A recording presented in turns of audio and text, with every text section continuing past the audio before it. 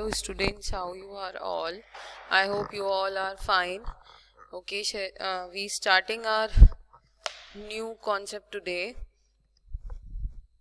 and that is legal requirements for establishment of a new unit. Yes, कोई भी new unit हमें establish करनी है, उसके लिए हमारी legal requirements, हमारी वैधानिक आवश्यकताएं क्या हैं और क्या होती हैं. The establishment of the new unit is a crown of thorns adorned with rose flowers, which is entitled to be a clever entrepreneur. RC Agarwal ने कहा है कोई भी न्यू यूनिट हमें इस्टेब्लिश करनी है तो उसे जो हम एस्टेब्लिशमेंट करते हैं गुलाब के पुष्पों की साज सज्जा न होकर कांटों का ताज है जिसे एक चतुर उद्यमी ही पहनने का अधिकारी है. आरसी अग्रवाल ने ये कहा है. और setting up a new unit is like giving birth and raising a new baby. This means that just as a mother has to take precautions before giving birth to a new baby, just as an entrepreneur has to follow many major formalities and methods before establishing a new work. बिल्कुल सही बात है. एक कोई भी हमें new unit establish करनी है तो उसको करना एक प्रकार से एक शिशु, एक बेबी के को जन्म देने के और उसका पालन पोषण करके खड़ा कर देने के समान होता है ना. तो कोई भी हम न्यू यूनिट, कोई भी हम नवीन व्यवसाय इकाई की स्थापना करते हैं उसके लिए सबसे पहले व्यवसाय की किस्म, व्यवसाय की कैटेगरी, यानी कि हमें बिजनेस की कैटेगरी है ना, फिर उसका आकार, उसकी वो हम स्मॉल यूनिट में कर रहे हैं है ना, मीडियम में कर रहे हैं या लार्ज में कर रहे हैं, यानी लघु, मध्यम तथा दीर्घ में, और उसके बाद स्वामित्व के प्रारूप का निर्धारण करना होता है. क्लियर है. अकॉर्डिंग टू इमर्जन ने कहा है business is a game to tactics that every person can not play. हाँ, बिल्कुल सही बात है. व्यवसाय एक चातुर्य का खेल है जिसे हर एक व्यक्ति, प्रत्येक व्यक्ति नहीं खेल सकता, क्योंकि कोई भी न्यू यूनिट हमें इस्टेब्लिश करनी है उसको इस्टेब्लिश करने से पहले केंद्रीय सरकार या राज्य सरकार द्वारा लगाई गई शर्तों और नियमों का पालन करना आवश्यक है. इसमें कोई भी हम यूनिट, हम कोई भी स्मॉल स्केल पर कोई यूनिट्स इस्टेब्लिश करना चाहते हैं उसके लिए हमारी रिक्वायरमेंट्स क्या होंगी, हमें वो सब पहले लीगल रिक्वायरमेंट्स हमें फुलफिल करनी होंगी. और वो सब क्या है जो ज़रूरी है, उसमें सबसे पहले है लाइसेंस. यस, लाइसेंस आपने सुना भी होगा है ना. एक ड्राइविंग लाइसेंस होता है.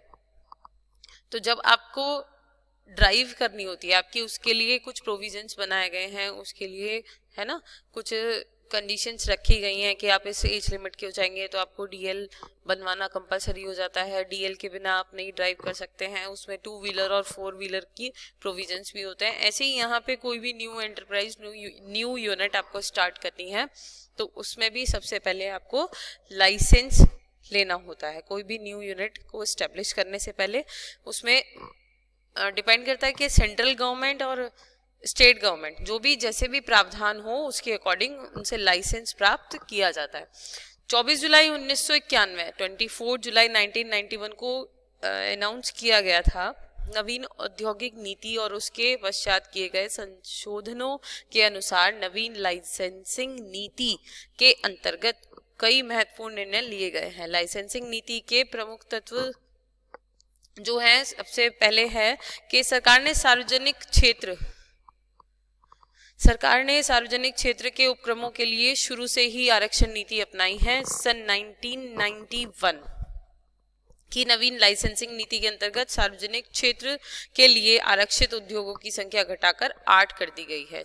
जैसा कि यहाँ पे मेंशन भी है, under the new licensing policy of 1991 the number of industries reserve for the public sector has been reduced to 8. Currently their number has come down to just, this is mandatory is 1 safety, 2nd nuclear energy, 3rd coal and lignite, 4 mineral oil, 5th rail transport, 6 molecular energy ordered in 1953 schedule thus limited public sector undertakings to some mineral and security equipment in the base structure and services oil. देखिए यहाँ पे इन्होंने कहा है कि पहले इसकी जो संख्या थी वो घटाकर 8 कर दी गई थी, लेकिन अभी करंट में जो इसकी नंबर है वो 6 है, और ये 6 के 6 इसमें मैंने मेंशन किए हैं, है ना।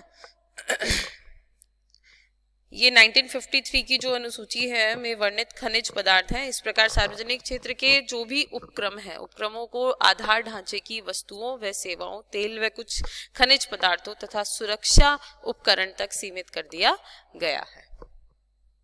Yes. The second one is clearance from pollution control.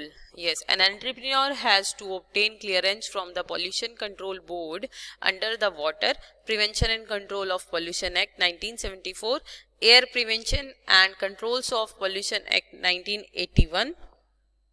However, certain industries have been exempted from the provision of sections 25 and 26 of the former Act and section 21 of the latter act. Yes, प्रदूषण की जो रोकथाम है उसकी रोकथाम के लिए हर एक उद्यमी को कोई भी नया उद्यम की स्थापना, कोई भी न्यू यूनिट की एस्टेब्लिशमेंट करने से पहले केंद्रीय प्रदूषण नियंत्रण मंडल से प्रदूषण निकासी प्रमाण पत्र लेना कंपलसरी है।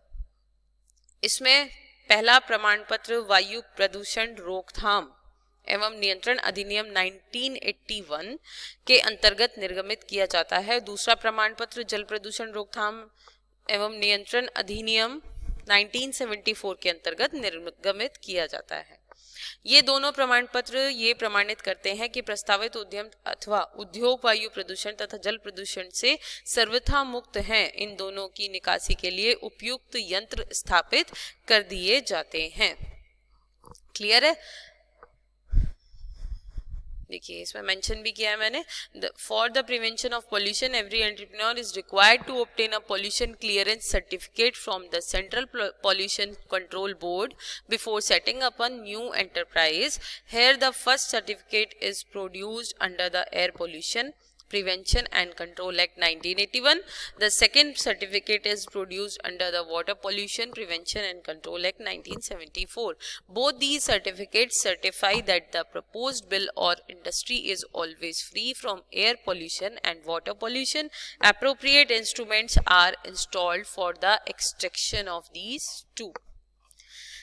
Next आता है third, provisional registration certificate. Yes. देखिए इसमें बताया गया है प्रोविजनल रजिस्ट्रेशन सर्टिफिकेट में an entrepreneur intending to establish an industrial unit has to get a provisional registration certificate.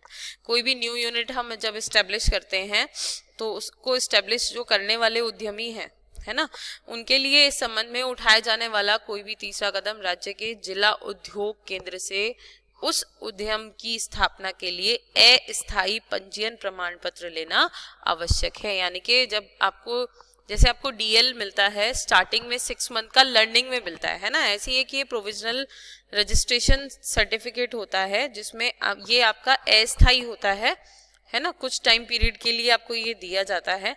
Starting में ये जो सर्टिफिकेट होता है 1 ईयर का टाइम पीरियड होता है इसका, 1 ईयर के लिए ये निर्गमित किया जाता है, 1 साल के लिए। It is issued for a period of 1 year in the first instance, however it can be extended for a period of 6 months each for 2 terms in case the unit cannot start production due to circumstances beyond its control. Yes.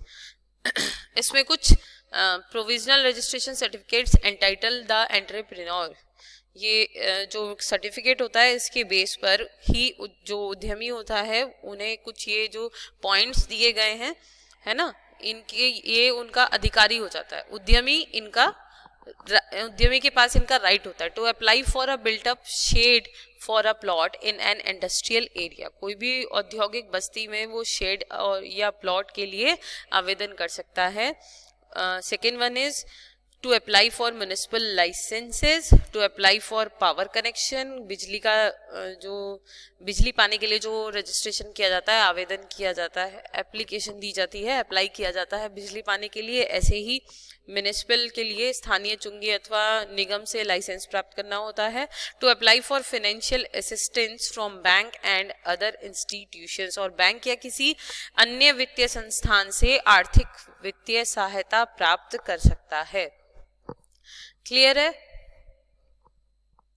Okay, तो ये कुछ points हमने आज discuss किए हैं। अभी इसमें कुछ और भी पॉइंट्स हैं कि स्टेप्स हैं कि किस किस से हमें परमिशन लेनी होती है, कहाँ कहाँ पर हमें रजिस्ट्रेशन कराना होता है, कहाँ कहाँ पर हमें एप्लीकेशन देनी होती है। ठीक है, वो हम नेक्स्ट लेक्चर में डिस्कस करेंगे। तब तक के लिए goodbye, thank you so much, stay home, stay safe, stay healthy.